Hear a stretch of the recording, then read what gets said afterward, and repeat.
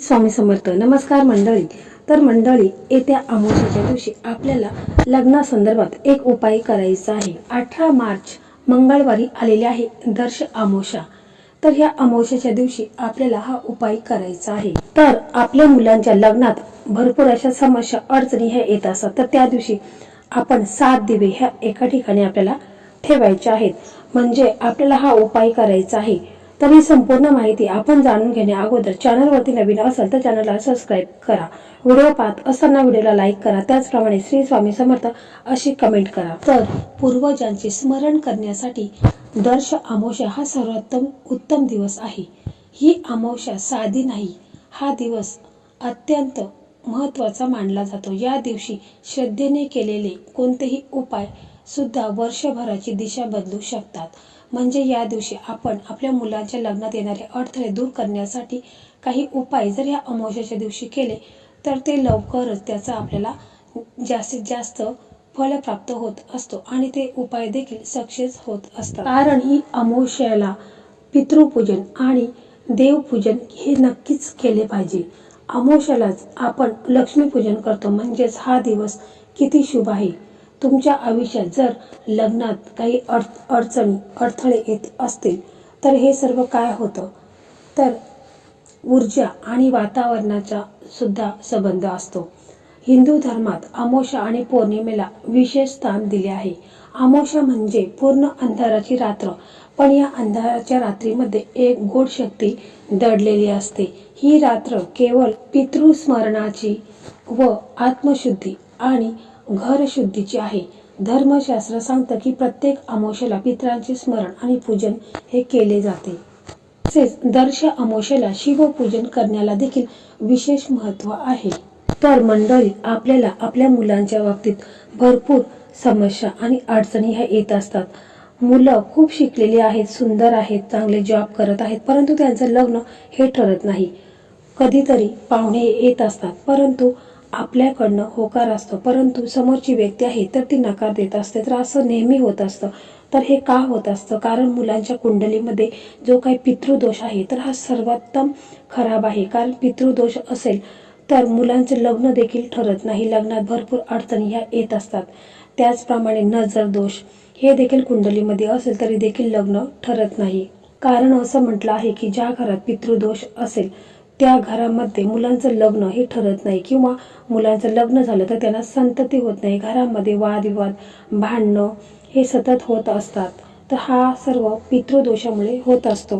तर आपण जो उपाय करणार आहे तर यामुळे मुलांच्या कुंडलीमध्ये जे काही ग्रहदोष असू द्या, पितृदोष असू द्या, नजर दोष असू द्या, कालसर्पदोष असू द्या, हे संपूर्णपणे दूर होतील आणि मुलांचं लग्न हे लवकरात लवकर ठरेल. फक्त श्रद्धेने विश्वासाने हा उपाय तुम्हाला करायचा आहे. साधा सोपा उपाय आहे. मुले स्वतः करू शकतात. मुलाचे आई वडील, भाऊ बहीण, काकी चुलती कोणीही हा उपाय मुलांसाठी करू शकतात. तर मंडळी, ह्या दर्श अमावस्येच्या दिवशी तुम्हाला सकाळी लवकर उठायचं आहे. मुलं असतील तर मुलांनी सकाळी लवकर उठायचं आहे.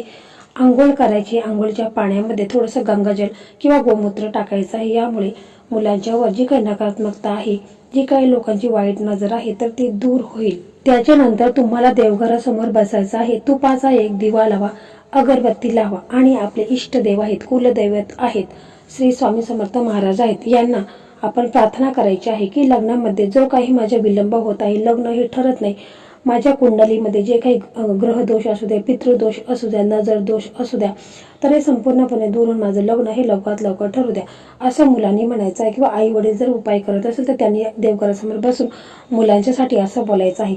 त्याच्यानंतर तुम्हाला काय करायचं आहे, त्याला महादेवांच्या मंदिरामध्ये जायचं आहे. कारण ही पौष अमावस्या ही महादेवाला देखील समर्पित आहे आणि म्हणून आपल्याला या दिवशी महादेवांच्या मंदिरामध्ये जायचं आहे. सर्वप्रथम आपण एक तांब्याचा लोटा घ्यायचा आहे. त्याच्यामध्ये तुम्हाला शुद्ध पाणी घ्यायचं आहे आणि दुसरा एक लोटा घ्यायचा आहे. त्याच्यामध्ये आपल्याला पंचामृत घ्यायचं आहे. त्याचप्रमाणे आपल्याला थोडीशी बेलाची पाने 5 लागणार आहेत. 7 दिवे आपल्याला एका ताटामध्ये घ्यायचे आहेत. 7 कापूर घ्यायचा आहे. कापूर घेता वेळेस आपल्याला भीमसेनी कापूर हा ओरिजिनल असतो, तर भीमसेनी कापूरच घ्यायचा आहे. ते आपण 7 दिव्यांच्या मध्ये टाकायचं आहे. त्याच्यामध्ये आपण दिव्यांमध्ये आपण तूप टाकायचं आहे. गाईचं किंवा म्हशीचं तूप तुम्ही दिव्यांमध्ये टाकायचं आहे. ते दिवे एका ताटामध्ये घ्यायचे आहेत. त्याच्यानंतर हे दिवे आहेत तर तुमची मुलं घरी असतील किंवा नसतील, जर समजा मुलं तुमची घरी असतील तर तुम्हाला मुलांना दक्षिण दिशेला बसवायचं आहे. त्यांचं तोंड उत्तरेकडे झालं पाहिजे अशा दिशेला तुम्हाला बसून हा जो ताट आहे म्हणजे त्या ताटामध्ये दिवे आहेत, त्याच्यामध्ये आपण 7 भीमसेनी कापूरच्या वड्या ठेवलेल्या आहेत. तर ते दिवे प्रज्वलित करायचे नाहीत. तर तसं तुम्हाला मुलांच्यावरून 7 वेळा उतरून घ्यायचं, म्हणजे डोक्यापासून पायापर्यंत 7 वेळा तुम्हाला उतरून घ्यायचं आहे. आणि त्याच्यानंतर तुम्हाला हे सर्व साहित्य घेऊन तुम्हाला महादेवांच्या मंदिरामध्ये जायचं आहे. तुमच्या घराजवळपास कुठे महादेवांचं मंदिर असेल तर तुम्हाला तिथेच जायचं आहे. हा उपाय तिथेच तुम्हाला करायचा आहे. तर तुम्हाला एका ताटामध्ये हे दिवे घ्यायचे आहेत. त्याचप्रमाणे तुम्हाला 1 लोटा शुद्ध पाण्याचा घ्यायचा आहे आणि 1 लोट्यामध्ये तुम्हाला पंचामृत घ्यायचं आहे, अगरबत्ती घ्यायची आहे. त्याचप्रमाणे तुम्हाला चंदन घ्यायचं आहे, पिवळा चंदन आहे तर तो आपल्या त्रिपुंड बनवण्यासाठी घ्यायचा आहे. धतुरा घ्यायचा आहे, 5 बेलपत्र घ्यायचे आहेत, अत्तर घ्यायचं आहे अभिषेक करण्यासाठी. तर हे सर्व साहित्य आपल्याला घेऊन जायचं आहे महादेवांच्या मंदिरामध्ये. आपण तिथे गेल्यानंतर तिथे जायचं आहे. त्याच्यानंतर आपण मग महादेवांना आपण शुद्ध पाणी घरून घेतलेलं आहे तर त्या शुद्ध पाण्याने अभिषेक करून घ्यायचा आहे. त्याच्यानंतर पंचामृताने अभिषेक करून घ्यायचा आहे, पुन्हा शुद्ध पाण्याने अभिषेक करून घ्यायचा आहे. आणि त्याच्यानंतर मग आपण त्रिपुंड बनवायचं आहे, चंदनाचा लेप करायचा आहे आणि त्रिपुंड बनवायचं आहे. 5 बेलपत्र आहेत ते अर्पण करायचे, धतुरा अर्पण करायचा आहे, अत्तर आणलेला आहे तो देखील आपल्याला तिथे त्याचा अभिषेक करायचा आहे. आणि मग आपण तिथे एक दिवा लावायचा आहे. त्या दिव्यामध्ये आपण एक कापूर ठेवायचा आहे. आणि समजा जर तुमचा मुलगा मंदिरामध्ये आलेला असेल तर तो दिवा आहे, त्या दिव्यामध्ये आपण कापूर टाकलेला आहे, तो मुलाच्यावरून तिथे देखील तुम्ही 7 वेळा उतरून घ्यायचा आहे आणि महादेवाच्या पिंडीसमोर तो दिवा तुम्हाला प्रज्वलित करायचा आहे. आणि त्याच्यानंतर तुम्हाला तिथे बसायचं आहे आणि महादेवांना तुम्हाला मुलांच्या लग्नासंदर्भात प्रार्थना करायची आहे. मुलं जर हा उपाय करत असेल तर स्वतः मुलांनी बोलायचं आहे की माझ्या लग्नाचे काही अडचणी अडथळे येतात, पितृदोष आहे, नजर दोष आहे तर तो दूर होऊन माझं लग्न हे लवकरात लवकर ठरू द्या. अशा प्रकारे मुलांनी महादेवांच्या समोर हात जोडून प्रार्थना करायची आहे. कारण महादेव इतके भोळे आहेत की त्यांना तुम्ही नुसतं 1 तांब्यावर पाणी अर्पण केलं तरी देखील ते प्रसन्न होतात. ते खूप भोळे आहेत आणि जर आपण एवढं साहित्याने त्यांचा अभिषेक केला तर ते लवकरच प्रसन्न होतील आणि मुलांच्या लग्नात जे काही अडचणी आहेत, जे काही अडथळे आहेत तर ते दूर होऊन मुलांचं लग्न हे लवकरात लवकर ठरेल. मग त्याच्यानंतर आपल्याकडे आता 6 दिवे उरलेले आहेत, म्हणजे 7 दिवे होते त्यातील 1 दिवा आपण तिथे पिंडीसमोर ठेवलेला आहे. त्याच्यानंतर आपण घरी यायचं आहे. घरी आल्यानंतर आपल्याकडे 6 दिवे आहेत, त्याच्यातील आपण 2 दिवे आहेत तर ते आपल्या प्रवेशद्वार आहे, मुख्य प्रवेशद्वार आहे, तिथे आपल्याला 2 दिवे लावायचे आहेत. दोन्ही साईडनी आपल्याला दरवाजाच्या दोन्ही साईडनी बाहेरच्या बाजूने 2 दिवे प्रज्वलित करायचे आहेत. आणि मग आपण घरात यायचं आहे. घरात आल्यानंतर आपल्याला 4ही दिशेला जे 4 दिवे उरलेले आहेत तर ते 4ही दिशेला आपल्याला 4 दिवे लावायचे आहेत, म्हणजे प्रज्वलित करायचे आहेत.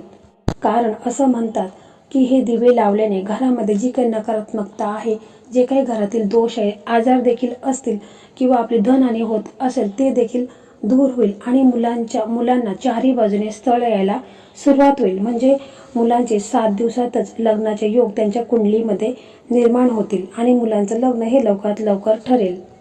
तर मंडळी, असेच लग्नासंदर्भात व्हिडिओ आपल्या चॅनलवरती आहेत. प्लेलिस्टमध्ये जायचं आहे आणि तिथे लग्नासंदर्भात भरपूर व्हिडिओ अपलोड झालेले आहेत, तर ते देखील तुम्ही पहा. त्याच्यामध्ये बऱ्याच मुलींचं लग्न हे ठरलेलं आहे. तर मंडळी, अशा प्रकारे आजचा हा व्हिडिओ होता. हा व्हिडिओ तुम्हाला कसा वाटला कमेंटमध्ये नक्की सांगा. व्हिडिओ आवडला तर व्हिडिओला लाईक करा, शेअर करा आणि चॅनलला सबस्क्राईब करा. धन्यवाद.